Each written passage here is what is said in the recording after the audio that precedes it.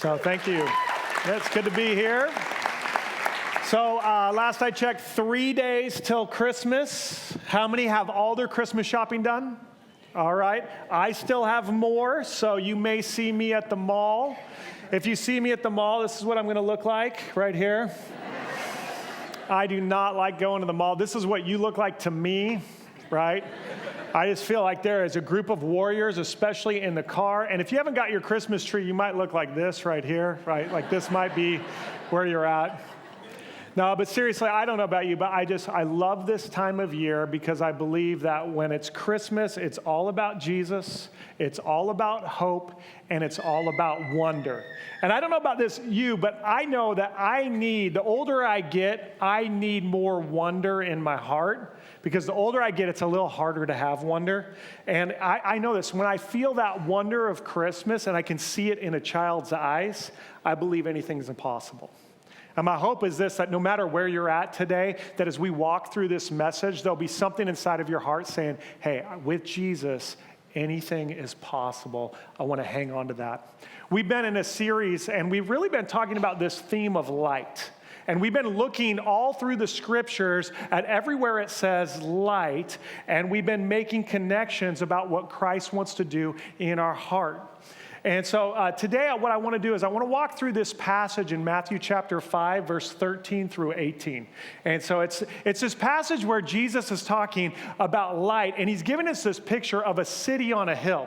And he says this, he says, "You are the light of the world, like a city on a hilltop that cannot be hidden."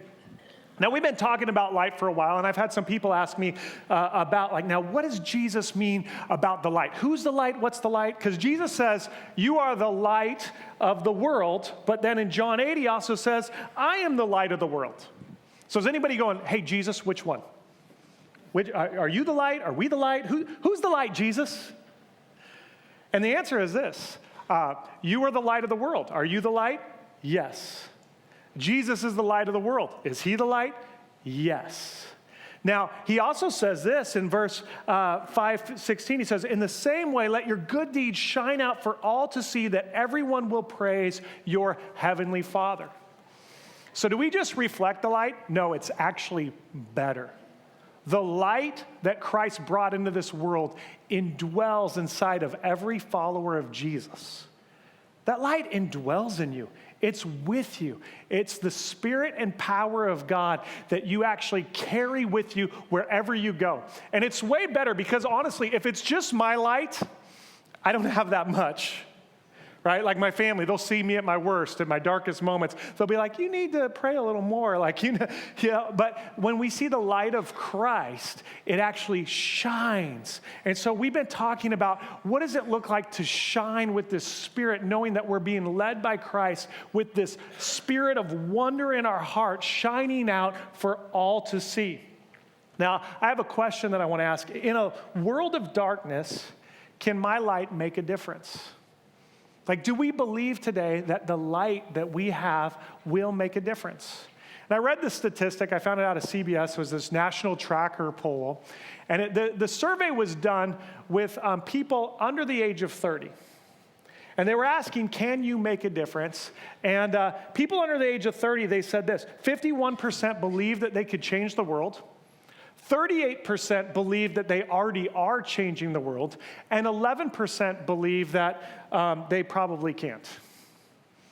And what was interesting is I looked at the study, it says by the time you get to 50, only 40% of people believe they can change the world.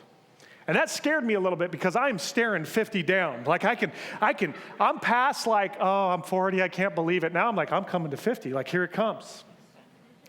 And I've noticed this, the longer you live, the more moments you'll have where you feel some discouragement. Set out to do something, think I'm going to make a difference, I'm going to change the world, and then something happens. I think sometimes what we feel like is this, I thought I would be a little bit farther along than I am right now. Have you ever had that feeling? I thought I'd be doing just a little better than I just think we kind of carry this sense, and it can create some discouragement. And I really believe this, that wonder and the spirit of Christmas is actually what helps us deal with our discouragement. I think it's actually the antidote. And I just wonder if sometimes we push it off, and maybe in this season, Christ is saying, I want you to trust me.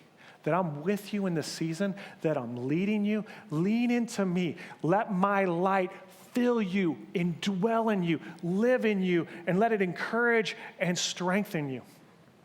Now, I was thinking about jobs that make a difference. And one job that I bet we would all say probably makes a difference is a doctor.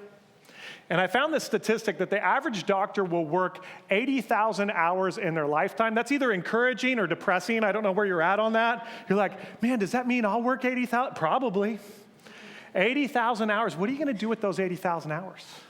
It says the average doctor in their 80,000 hours of working will actually increase their patients' lives by 140 years. They argued that it was equivalent of giving people 5 lifetimes. That's pretty powerful. I was thinking, that makes a difference. And then I was wondering, like, how do we feel about our jobs and our 80? Do we feel like we make a difference? I was thinking about my mom. She ran a daycare out of her home for 37 years. And during those 37 years, she cared for 178 kids. It's pretty amazing. In fact, since she's moved to Kitsap, she's cared for 100 more kids in this area. And I think if you ask my mom, did I make a difference? I don't know if she'd know, but watching her, I know she did. Because I see even these kids that are now 30 years old with their own kids, still sending her pictures, calling her, talking. And the difference she made wasn't just watching kids. She saw kids that were being overlooked, and she stood up for them. And I just wonder, like, in your job, in your life, maybe it's not about your job. Maybe it's about who you're working with or where you're around. Maybe that's where God's saying, I want you to shine so bright they can see you. My father-in-law, he led a dental lab for 50 years. And for him, it wasn't about the teeth. But if you've ever had a crown break, you know it's a little bit about the teeth.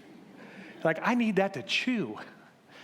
But for him, it was actually working with patients that had dental fear and help being a light and encouraging them.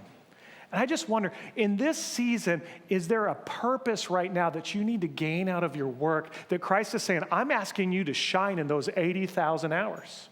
It says, with your job, like whatever you do it unto the Lord. Like do it with all your heart as if you're working with Jesus. And here's what I think. When you see the purpose that Jesus has brought you into your job for, it brings an incredible amount of light. God's asking us to shine that light so that all people can see. I think it starts in the very basic things. So as we walk into Matthew chapter 5, verse 13, we're just going to walk through these few verses here. And Jesus starts it by asking this question, like, what difference does it make? He actually says this, what good is it to be salt, or what good is it to be light? He says, you are the salt of the earth, but what good is it? What good is salt if it has lost its flavor? Can you make it salty again, or will it be thrown out and trampled underfoot as worthless? So I was trying to think this week, like, what makes us, like, lose our saltiness? Like, where's the thing? Like, what causes us to shrink? And I think sometimes we go about our work and our life, but we think, I don't know how to share the light of Christ that is in my heart. And I think we're guilty of thinking this. My job is to get people to believe in Jesus. And I would just like to just say that that's not the job. Here's why. Because Jesus is so attractive. He attracts people to him. You don't need to get anyone to believe. He'll do that on his own. I was thinking about in my life, I remember I was 18 years old, and I was at a youth group, and a new girl showed up to the youth group, and she was attractive. She was cute.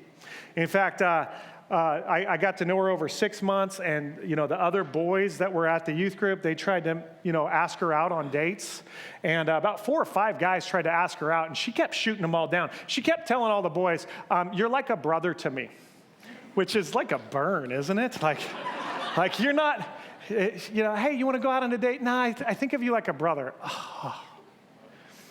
And so one day, it's after church, we're in the parking lot, and there's like 6 guys around, I'm there, and this girl's there, and this guy, he's a loudmouth guy. You got your loudmouth friends, I have them, I like them, I might be one of them, I don't know. And he goes, how come you think of everyone like a brother? And she says in front of all the guys and me, she says, I don't think of Brandon Cameron like a brother. Now, in the moment, I turned red and froze. because I have no game at all, no game.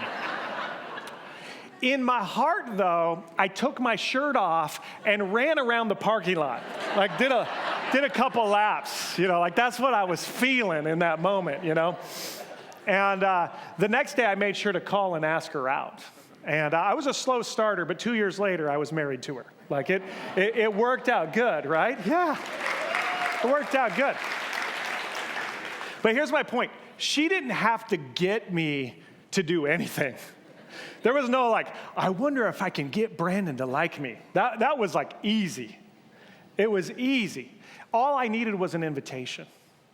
And what happened is, because I was attracted, it was just easy to follow. And think about this, in your own faith and in your own life, if I were to ask you the question, who led you to say yes to Jesus for the first time?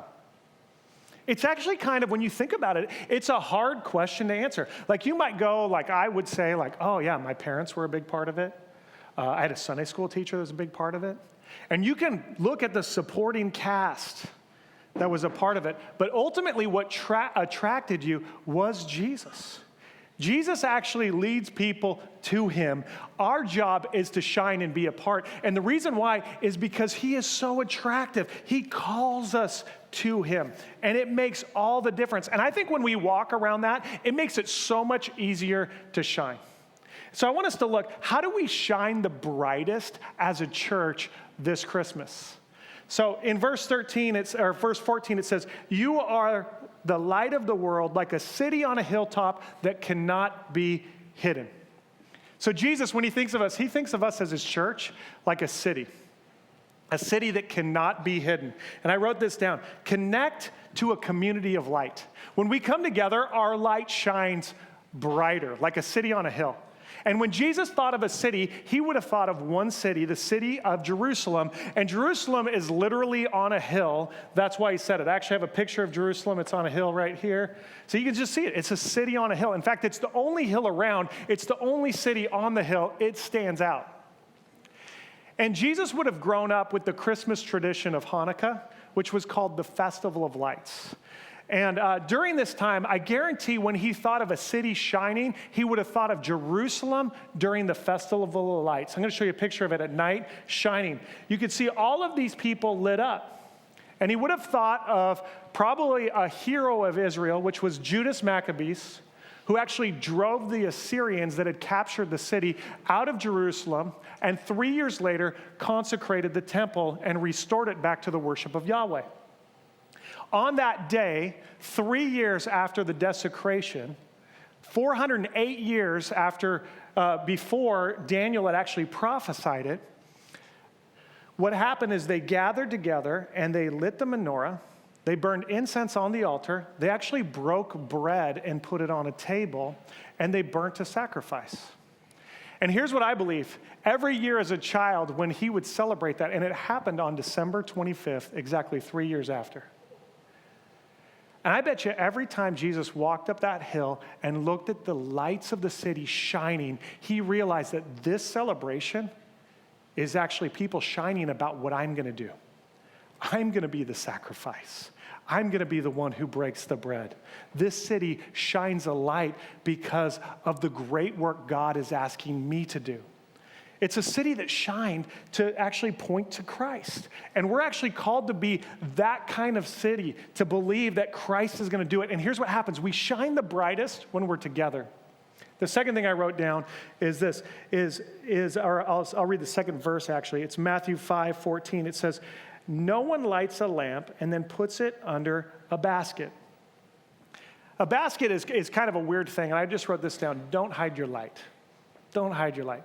No one hides the light. In fact, when Jesus would have said it, they would have all laughed. Like, why would you put a basket over a light? No one here laughed, but they would have laughed. They would have thought that was funny because you wouldn't do that. But Jesus was making a point that there's something inside of us that we tend to hide. In fact, all of us tend to hide. In fact, I notice it too, just coming here, being a part. I've talked to people before. They're like, oh, I kind of like coming here because I can kind of sneak in and sneak out. Don't laugh now. But what happens is I think sometimes we come and we're guilty of sitting down and feeling like, hey, I'm the only one here that's maybe dealing with stuff. I'm the only one here that's maybe broken. And we look around and we see all the perfect people and we feel like we're the only one. And here's what it does. It causes us to hide. Rick Warren said this, the only problem with this world is everything in it is broken. And so what that means is this, there's really, everyone here has a level of brokenness in our heart. Something we've gone through, something we've experienced, something we're ashamed of, something that we need grace for. And there's really people who are aware of their brokenness and have experienced the love of Christ. And there are people that aren't sure, like, will Christ accept me? Will he love me? Tim Keller says this, that when you experience the moment where you realize how broken you are and how loved you are by Christ at the same time, it transforms you. And you can see it in how people worship. It's maybe not about I wave my hands and draw attention to me, but there's a passionate way of worshiping when you're worshiping God and you know that God has seen you at your worst and he loves you at his best.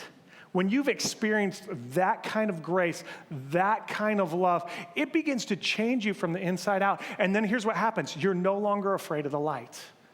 God has seen me. He knows my brokenness, and he loves me in spite of it. My prayer this Christmas is that everyone here would experience that, would feel that you would be able to feel like I can come into the light. I don't have to hide my light. I can trust that Christ's love and his grace is available to me, and that I'm not alone. This church isn't full of perfect people. Church is full of broken people that are pointing to the light of Christ in their life that has transformed us. And it's healing when we understand it. The third thing is this, is stand. The stand, and it says this, instead a lamp is placed on a post. And I just wrote this down. Don't abandon your post. We have a lot of people that are involved in the military here, and they know what it's like to stand post. To be there and stand. And I just think there are seasons in life where Christ says, hey, I'm going to lead you to this place, this family, this purpose, this moment, because I need you to stand post. And I don't know about you, but when you stand post, you get tired, and it's not easy. But I think it's important. I think God uses these moments of standing post to help us learn lessons. I think in the standing, it's where we learn our lessons. I think of David, the shepherd boy who became the king of Israel. He stood post watching sheep for a lot of his life. Probably wondering, God, do you see me? Are you here? And then there's the moment where he's the least of the family and he gets chosen because God sees what's happening inside of his heart. Here's what happens when you stand post. God begins to sort out the things that are in your heart. And usually, like for me in my life, they're the things that like probably need to change, probably need to heal. Maybe some things like some pride or arrogance that probably need to be refined. It's actually these moments that happen and they come out. And God actually had David stand post with sheep because he knew one day he would lead a nation. And God probably thought, if you can lead these sheep, you might be able to lead these people. And I just wonder if maybe you find yourself this Christmas in a season where God's asked you to stand post and you don't like your post. You're like, can I have any other post, please? And God says, no, I have you right here. And I want to give you purpose in that post.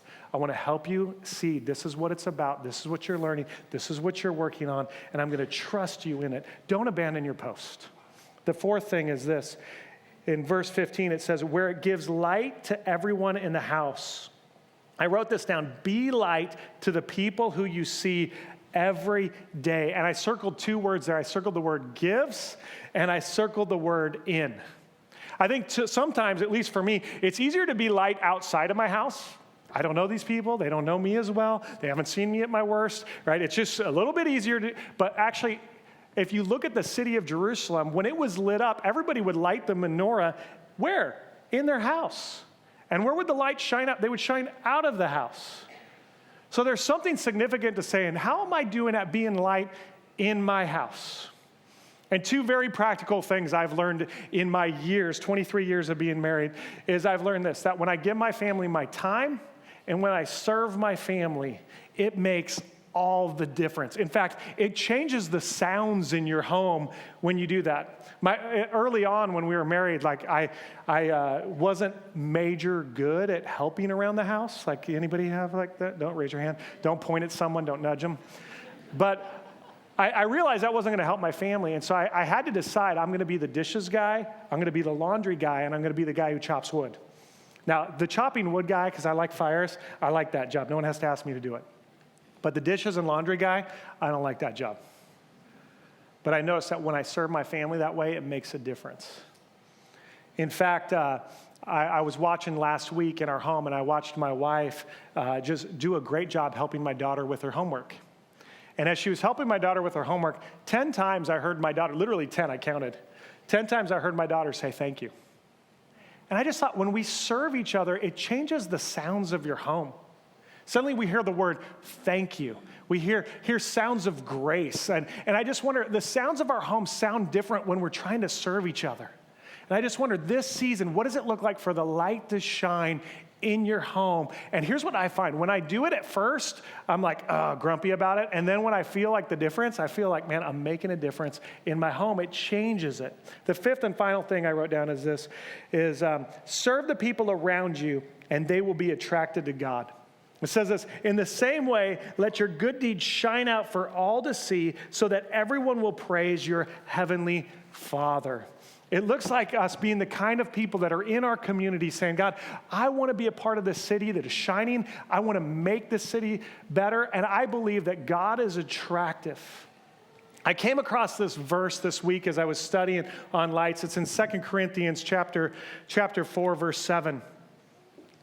And it says, we now have this light shining in our hearts, but we ourselves are like fragile clay jars containing this great treasure. And I underline this, we are like fragile clay jars containing this great treasure.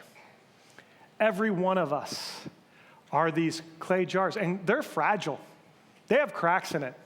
And here's what's amazing. Someone told me even after the gathering, you know how the light shines out of our clay jars?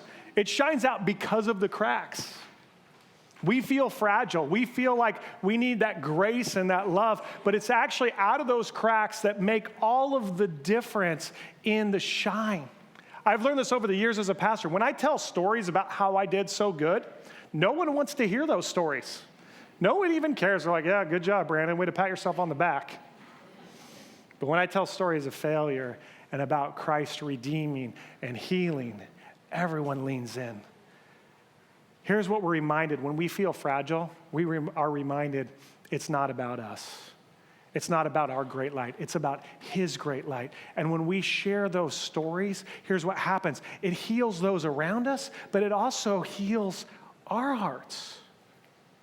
God's at work. He wants us to shine. In fact, He promises there's this coming kingdom where there's a new heaven and a new earth. And it says literally this city that is shining like a bride coming down from heaven. It's a beautiful picture. And all of us have seen a bride on the wedding day just shining. In fact, I know right now 3 brides that are going to get married next year. And you know what I've learned about these brides? They're busy. They're preparing. And isn't it true about Christmas? Like the Christmas day, beautiful, peaceful. Everything leading up to it, chaos. I just think as a church right now, we're in a season where we're busy, where we're getting ready. But here's the thing, we're getting ready for a purpose, and we're preparing. We're preparing for a great day of celebration where God's light gets to shine to the whole city. And we want everyone to feel like they're a part of it. So today as we close, we're going to close in prayer. And I want to pray for 3 groups of people here. One, if you're here today and you're saying yes to Jesus, you're saying like, man, I need that light. I've been hiding, and I need to come into the light and feel that grace and love. I want to pray for you. If you're here and you're in a season where you're saying, hey, man, I'm standing post, and I don't like where I'm standing, but I'm standing post. I want to pray for you. And the third one that I want to pray for is this. Is if you're here and you feel like, man, I feel like I'm the only light in my home right now. And you just feel like, man, I'm trying to do it on my own strength. I want to pray and ask that God would fill you with just another portion of His light and love to lead you in this season. So would you pray with me? Jesus, we come today and we ask that you would shine bright in our fragile jars of clay. God, you are the great treasure. We need you. We need your grace. We need your love. God, I pray for those that are here saying yes to Jesus. God, I pray that you would come into their life. God, that they would feel the power of you seeing everything about them and loving them at your best. God, I pray for those that are standing post. God, I pray you give them strength. God, I pray that you would refine them in this season, that they would see, God, little signs this week of where you're working and why you have them there. God, in those 80,000 hours, God, I pray that you would give them purpose. God, that they would shine, that they would see the difference they're making in the people around them. And God, I pray for those that are walking into a Christmas season this season where they feel, man, like I'm the only light. I feel alone. God, I pray they would look around and see a community of light, lifting them, supporting them, encouraging them. God, I pray that in our homes, God, that we would shine bright for you. And I pray in the city, God, our church would shine bright for you, that you would be lifted up, that you would be strengthened, God, and that you would heal and transform hearts. God, we ask this in Jesus' name. Amen.